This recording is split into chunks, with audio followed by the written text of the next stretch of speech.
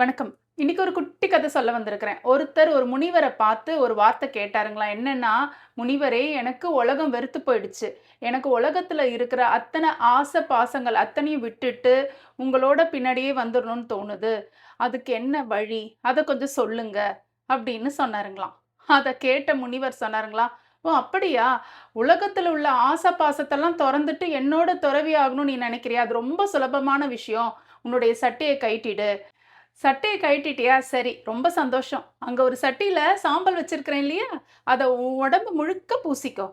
அத மட்டும் பூசிக்கிட்டு, அந்த முனையில குப்பை இருக்கு பாரு, அந்த குப்பை கூடயே தலையில சுமந்துக்கிட்டு வா. நம்ம இந்த வீதி ஃபுல்லா உலா வருவோம்." அப்படின்னு சொன்னாருங்களாம். கேட்ட இந்த நபருக்கு ஒரே கஷ்டமாயிடுச்சாம்.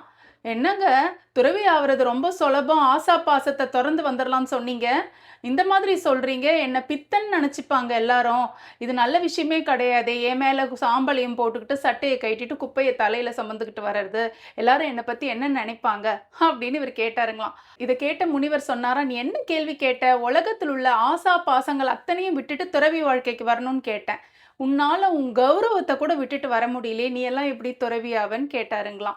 இந்த குட்டி கதையிலேருந்து ஒரு விஷயத்த தெரிஞ்சுக்கலாம். சில நபர்கள், சில முக்கியமான விஷயங்களுக்கும், சில முக்கியமான நபர்களுக்கும் ஆசைப்படுவாங்க.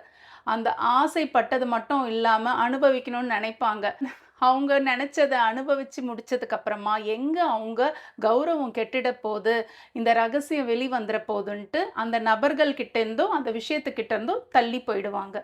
இதுதாங்க இப்ப நம்ம நாட்ல நடக்குது. இந்த குட்டி கதை உங்க எல்லாருக்கும் பிடிச்சிருக்கும்னு நெனைக்கிறேன். அடுத்த குட்டி கதையில உங்கள சந்திக்கிறேன். நன்றி, வணக்கம்.